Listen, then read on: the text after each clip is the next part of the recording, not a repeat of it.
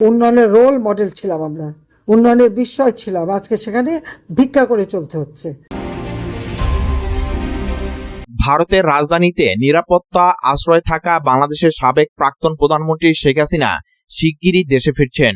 সব মামলা থেকে মুক্তি পাওয়ার পর তার স্বদেশ প্রত্যাবর্তনের প্রক্রিয়া দ্রুত এগোচ্ছে বলে জানা গেছে।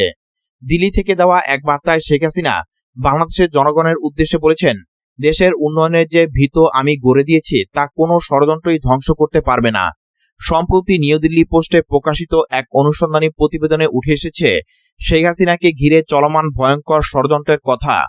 তুরস্কের শক্তিশালী গোয়েন্দা সংস্থা এমআইটির সঙ্গে যুক্ত থাকার অভিযোগ উঠেছে বাংলাদেশি যুবক মোহাম্মদ জুবায়ের জিমের বিরুদ্ধে। নিজেকে কখনো প্রোটোকল অফিসার, কখনো মেজর, আবার কখনো এনএসআই পরিচালক পরিচয় দিয়ে ঘুরে বেড়ানো এই যুবক আসলে নৌবাহিনীর বহিষ্কৃত ক্যাডেট।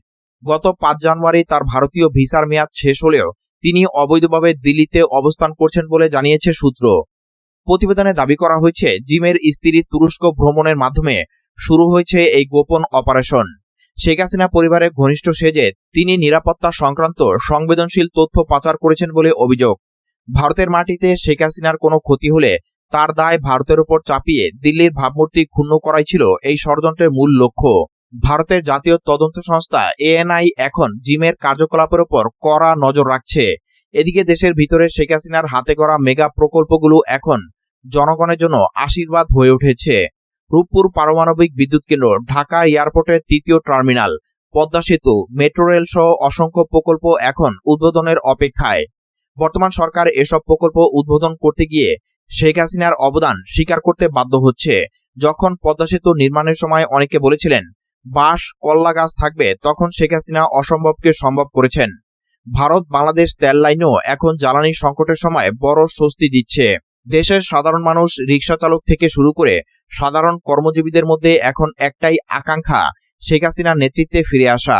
একজন মুক্তিযোদ্ধার সন্তান হিসেবে লেখক ও সাধারণ নাগরিকরা বলছেন, আওয়ামী লীগ ও শেখ হাসিনাকে বাদ দিলে বাংলাদেশের ইতিহাস লেখা যাবে না। দুর্নীতিমুক্ত সমাজ, গরিবের শিক্ষা ও স্বাস্থ্যের নিশ্চয়তা এবং সুশাসন প্রতিষ্ঠার আহ্বান জানিয়ে তারা শেখ হাসিনার দ্রুত প্রত্যাবর্তন কামনা করছেন। দিল্লিতে নিরাপত্তার মধ্যেও শেখ হাসিনা দেশের মানুষের পাশে থাকার বার্তা দিয়েছেন। তার ফিরে আসার খবরে আওয়ামী লীগ সহ সাধারণ জনগণের মধ্যে উৎসাহ উদ্দীপনা দেখা যাচ্ছে। আন্তর্জাতিক ষড়যন্ত্র মোকাবেলা করে শেখ হাসিনার নেতৃত্বে বাংলাদেশ আবারও উন্নয়নের পথে ফিরবে, এটাই এখন দেশবাসীর প্রত্যাশা। নিউ দিল্লির নিরাপত্তা বলয়ের মধ্যে থেকেও শেখ হাসিনা বাংলাদেশের জনগণের হৃদয়ে এখনো অটুটভাবে বিরাজ করছেন। সম্প্রতি নিউ দিল্লি পোস্টের অনুসন্ধানী প্রতিবেদনে যে ভয়ঙ্কর ষড়যন্ত্রের চিত্র তুলে ধরেছে তা শুধু একজন নেত্রীর জীবনের নিরাপত্তার প্রশ্ন নয়, বরং পুরো দক্ষিণ এশিয়ার ভূরাজনৈতিক স্থিতিশীলতার প্রশ্ন। তুরস্কের এমআইটির সাথে যুক্ত বলে অভিযুক্ত মোহাম্মদ জুবায়ের জিমের মতো ব্যক্তিরা যখন ভারতের মাটিতে অবৈধভাবে অবস্থান করে শেখ হাসিনার নিরাপত্তা সংক্রান্ত তথ্য পাচারের অভিযোগে জড়িয়ে পড়েন, তখন স্পষ্ট হয়ে যায় যে আন্তর্জাতিক শক্তিগুলো বাংলাদেশের রাজনৈতিক ভবিষ্যৎকে অস্থিতিশীল করতে চায়। ভারতের এএনআই যদি এই ষড়যন্ত্রের জাল ছিন্ন করতে সক্ষম হয়, তাহলে শুধু শেখ হাসিনা নিরাপদ হবেন না, বরং ভারত বাংলাদেশের দ্বিপাক্ষিক সম্পর্ক নতুন মাত্রা পাবে।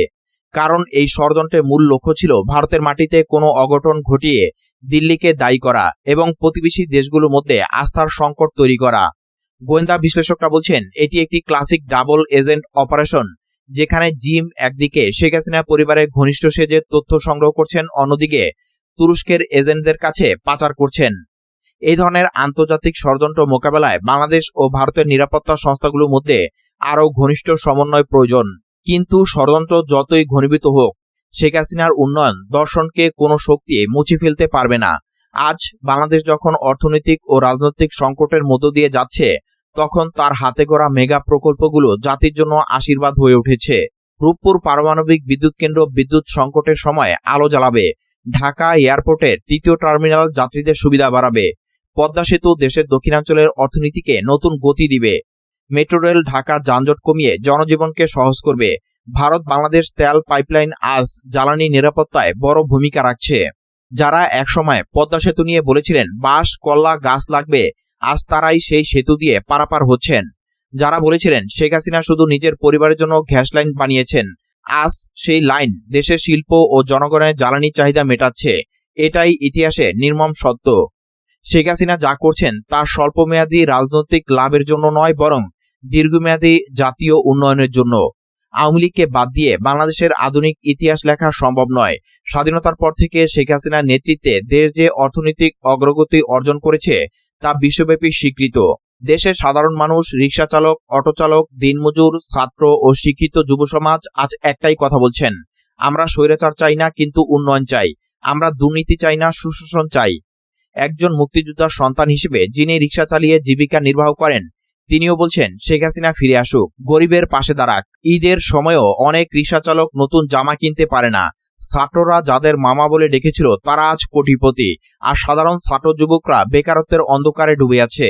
এই বৈষম্যের অবসান ঘটাতে শেখ হাসিনার মতো একজন অভিজ্ঞ নেত্রীর নেতৃত্ব অপরিহার্য। শেখ হাসিনার প্রত্যাবর্তন শুধু রাজনৈতিক নয়, এটি অর্থনৈতিক পুনরুদ্ধারেরও প্রতীক। তার নেতৃত্বে বাংলাদেশ আবার রপ্তানি বৃদ্ধি, বৈদেশিক বিনিয়োগ আকর্ষণ এবং দারিদ্র্য বিমোচনের পথে ফিরতে পারবে। তিনি যে শিক্ষা ও স্বাস্থ্য খাতে বিনিয়োগ করেছিলেন তার ফল আজও দেশের গ্রামে গঞ্জে দেখা যায়। গরিবের সন্তানদের 12 বছর পর্যন্ত শিক্ষা ব্যয় সরকারে বহন করার যে ঘোষণা তিনি দিয়েছিলেন তা আজও প্রাসঙ্গিক। দুর্নীতিমুক্ত প্রশাসন, স্বচ্ছতা এবং জবাবদিহিতা প্রতিষ্ঠা করতে পারলে বাংলাদেশ সত্যিকারের সোনার বাংলায় পরিণত হতে পারে। আজকের বাংলাদেশে সবচেয়ে বড় প্রয়োজন ঐক্য, রাজনৈতিক প্রতিহিংসা নয়, উন্নয়নের রাজনীতি। যারা শেখ হাসিনাকে স্বৈরাচারী বলে অবহিত করেন তাদের উচিত একবার দেশের মানুষের কাছে জিজ্ঞাসা করা, পদ্মা সেতু, মেট্রো রেল, বিদ্যুৎ উৎপাদন বৃদ্ধি কে করেছে? যখন দেশ বিপদে পড়ে তখন সেই উন্নয়নই জাতিকে বাঁচায়। শেখ হাসিনা ফিরে এলে দেশের গণতান্ত্রিক প্রক্রিয়া পুনরুদ্ধার হবে, অর্থনীতি চাঙ্গা হবে এবং আন্তর্জাতিক ষড়যন্ত্র মোকাবেলা করা সহজ হবে। দিল্লি থেকে শেখ হাসিনার বার্তা স্পষ্ট, আমি জনগণের জন্যই রাজনীতি করি, ষড়যন্ত্র আমাকে দমাতে পারবে না। সব মামলা থেকে মুক্তি পেয়ে যেদিন তিনি দেশে ফিরবেন সেদিন বাংলাদেশের সাধারণ মানুষের মুখে হাসি ফুটবে। রিকশা চালক, ছাত্র, শ্রমিক, কৃষক সবাই অনুভব করবে তাদের নেত্রী ফিরে এসেছেন। আওয়ামী লীগের কর্মী সমর্থকরা তো বটেই, নিরপেক্ষ নাগরিকরাও আশা করছেন যে শেখ হাসিনার নেতৃত্বে বাংলাদেশ আবার উন্নয়নের স্বর্ণযুগে প্রবেশ করবে। এই মুহূর্তে দেশের প্রয়োজন সংকীর্ণ রাজনীতি নয়, বৃহত্তর জাতীয় স্বার্থ। দুর্নীতির বিরুদ্ধে জিরো টলারেন্স, গরিবের ক্ষমতায়ন, যুব সমাজের কর্মসংস্থান এবং নারীর ক্ষমতায়ন, এগুলি হচ্ছে শেখ হাসিনার এজেন্ডা। তিনি ফিরে এলে বাংলার মুখে হাসি ফুটবে, চোখের জল শুকিয়ে যাবে। জয় বাংলা, জয় বঙ্গবন্ধু, এই স্লোগান আবার নতুন করে উচ্চারিত হবে।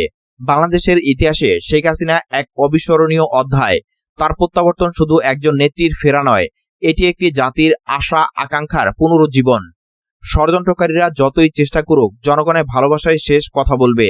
দিল্লির আকাশ থেকে ঢাকার মাটিতে যেদিন শেখ হাসিনা পা রাখবেন সেদিন বাংলাদেশ আবার নতুন করে স্বপ্ন দেখবে।